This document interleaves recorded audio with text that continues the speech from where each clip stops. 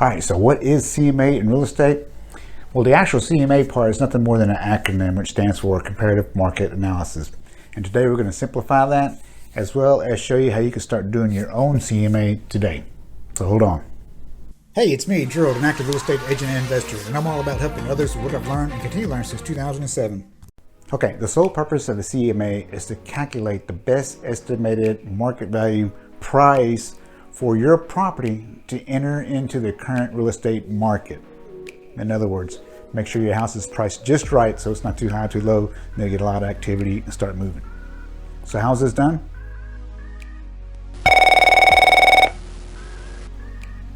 All right, real quick. When an agent runs in a CMA, they're going to be going to the MLS, which is the multiple listing service. This is a database for all the properties that are kept that the agents run through. Keep in mind, what's not going to be in the MLS is going to be for sale by owners if they did not use a flat fee broker to put that property on the MLS. So there are some properties that can be off of this MLS, and they can still use that too, by the way. So we're just going to deal with the MLS right now. What they're going to be looking for is going to be comparables. And the comparables, a lot of times they refer to as comps. Comps being in regards to the house that they're analyzing or the property they're analyzing. It's going to be location, age, size, and type, and condition, right? So location, if you have a house in Plano, you don't want to be compared to a house in Fort Worth. So you're going to want as close as possible in the same neighborhood, subdivision, in the same vicinity, the same type of location. That's what you're going to be looking for in location. The age, if your house is built in 1980, you're not going to want to compare it to something that's built brand new. You're going to want to compare it to other houses that are built in 1980, as close as possible. Now, size and type. The square footage is going to be the size. So if you have a 2,000 square foot house, you don't want to compare it to 4,000. And the type is going to be a single family, single story. You don't want to compare it to a condo. Now, the condition is going to be a big factor in this. And this is the main reason why Zillow or any other automated type of house valuation can't really get accurate because of that condition. Don't know the condition of the house they're going to be listing. Zillow doesn't know that, and nor do they really know the condition of the houses that are already sold. Not yet anyway. Technology going the way it is, I wouldn't be surprised. Anyway, but for now, condition is going to be what shape your house is in, good shape, has been updated or not updated. All right. Now, there's different statuses of these properties that are in MLS. You have sold. These have already been purchased. They're gone. They sold. They have a price, and this is what the market did. All right, so this is in the past, but they want as recent as possible. In other words, you don't want something that's last year. Expired. This is something that was on the market and did not sell. Sometimes you'll have these, and sometimes you won't. But if that's on there, they're going to show you, an agent will show you what did not sell. So that's important because you don't have an idea of what didn't sell. And you can really only speculate why it didn't sell. Now, active. This is properties that are actively for sale right now that's on the market. Again, remember, you're looking for comps. You're looking for the same type of house as close as possible to yours. That's what you're going to be comparing it to. And then pending is going to be the other properties that already have a contract on it.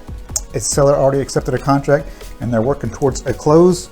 And the reason I like looking at that is I like to see the days on market before it went under contract. It kind of gives you an idea, because if the property went pending pretty much when it went on the market, most of the time a seller won't accept a contract unless it's at or near the price that they listed it at.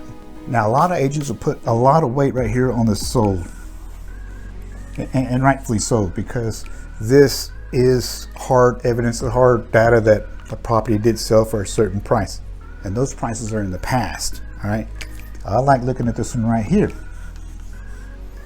active. And why is that? Because that is your competition. All right. When you put your house on the market, that's who you are going against. Not necessarily you, but when a buyer goes on the market, starts looking, even if your house is the first one, most of the time they're going to say, well, let's go see what else is going on. So they're going to be looking all in the area. And if there's anything else that looks better and a better deal than what you have on there, I guarantee you they're going with the better deal. And who wouldn't? All right, so now we're taking care of this, the CM part. Right? That's the comparative. Now we're going to talk about the market for a second.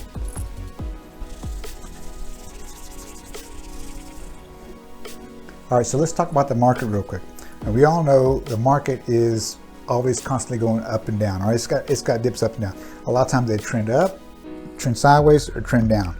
Now, a second ago, we were talking about the sold comps, and a lot of agents will look at the sold comps and tell you that's the reality of it. All right, so let's just, for our example, we're going to be looking at comps, and pretty much when I say our comps, it's going to be properties that are close as possible to the subject property that we're putting on the market. All right. There's always going to be some adjustments that have to be made, but on average, let's just say that 3 of them sold, average of 350K. So therefore, by logic, you would think that you would put your house on the market for 350,000. It should sell as well at that point. And this is why I like looking at what's active. If you have 3 more that are active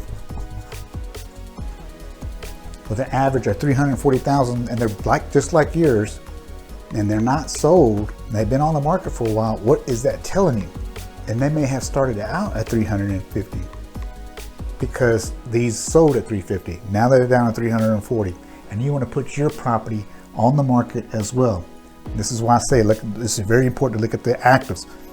These already sold at 350, theoretically, because they sold at 350, and agent's going to tell you should be able to put it at 350.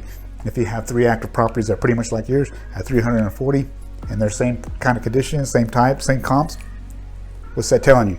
You're getting on the market at 350, and if you were looking at properties and you had 3 properties to look at, all the same condition, all the same type, you got 2 at 340 and you got 1 at 350, which one are you going to eliminate first?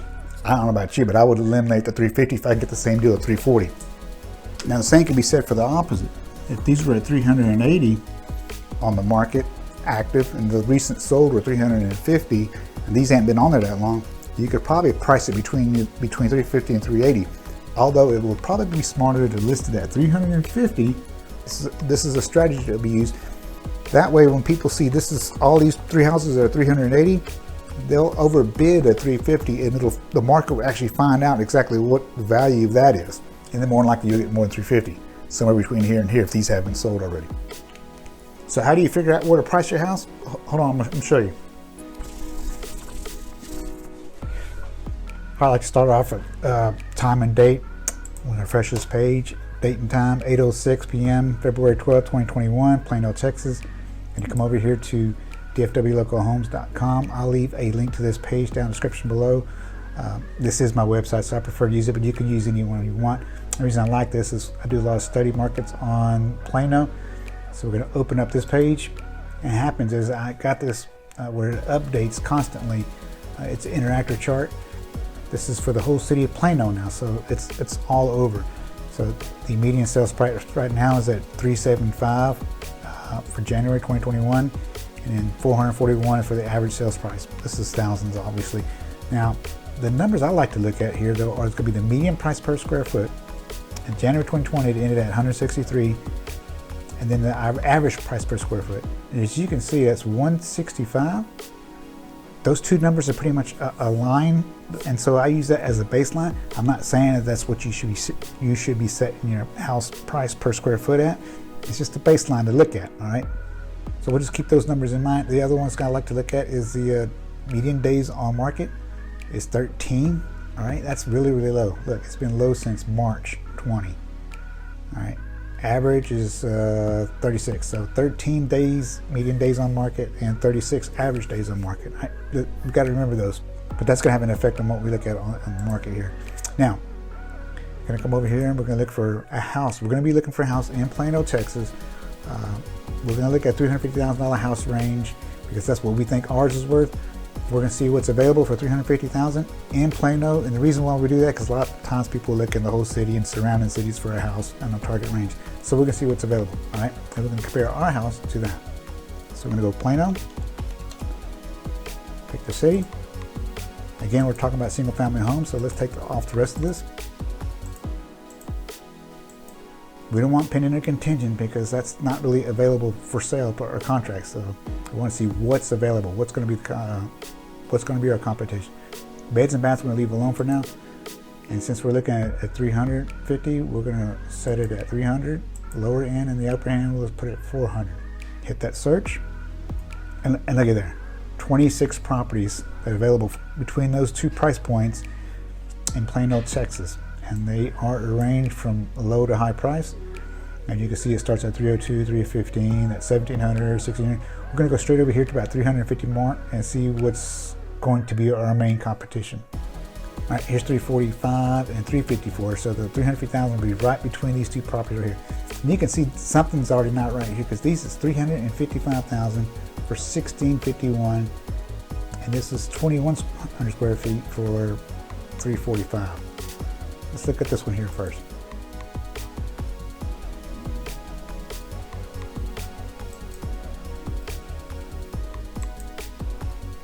It's cleaned up, nice. Looks like it's been rehabbed, repainted. Floors are done. I can tell you right now, this doesn't look like it's got much of a cabinet space for that kitchen. It looks pretty small. It's nice though. Doors are updated, new doors in there. Nice floors. Nice bathroom. So they really did a nice job. Nice bathroom. So it looks good. Just keep that in mind. Does yours look better than that?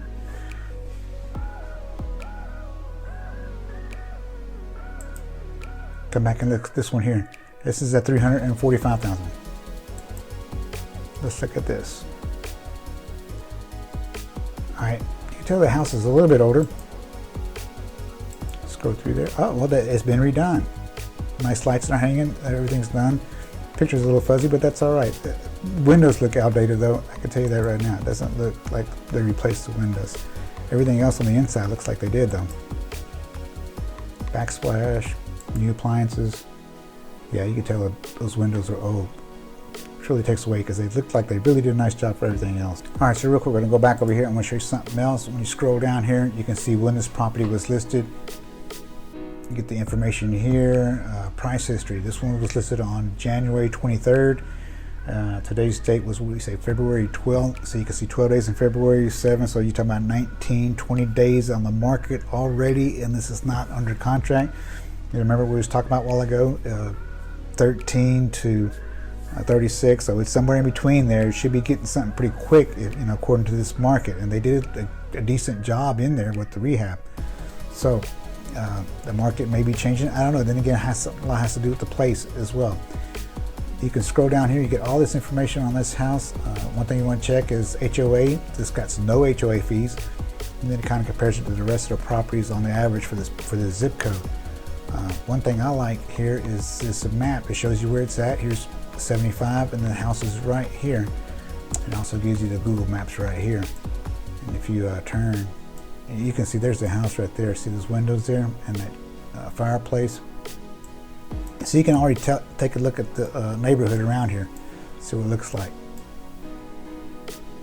And you can always just zoom in on here, see exactly where it's at. So you see the property right here. This is the main street here. A lot of times I like to get this guy here and drop him right here on that street. And you can look at the house, puts you right there in front. I like using this here tool a lot. Anyway, let's go back to the other properties. So those are the two properties that are as close to 350,000. And then what you're going to want to do is going to look at these other properties too, because you start seeing this one here. That's about 2,000 square foot. Is listed at 340. You're going to want to look at that one. This one's about a little over 2,000. Is at 340. You're going to want to look at that one. If those are about the same condition as yours is, you might want to reconsider your pricing strategy. If they're a lot better than everything else, then you might want to go a little higher. This one's at 360 almost, for 1,700 square feet. And it looks like it's been redone as well. And this one's 2,180 square feet at 360 as well. So the prices start going up here, square footage. But this is where you're going to look at to see what's available at 350, and then you got to start looking at your property and comparing it there. Now, a lot will have to do again with the location, because there's certain areas of Plano that have different pricing strategies and according to the neighborhoods. So this is where the CMA actually from a real estate agent, because they're going to have all the sold comps. Now you can go back here into the filters and start adding the contingent and the pending and the contingents in there to have a better idea of what has a contract on it already, and that'll kind of help you out as well. Okay, now if you need help getting a more accurate pricing strategy or CMA for your property, make sure you give me a call, text me, shoot me an email. Either way, I'll be more glad to help you out. All right, hope this helps. Take care and have a blessed day.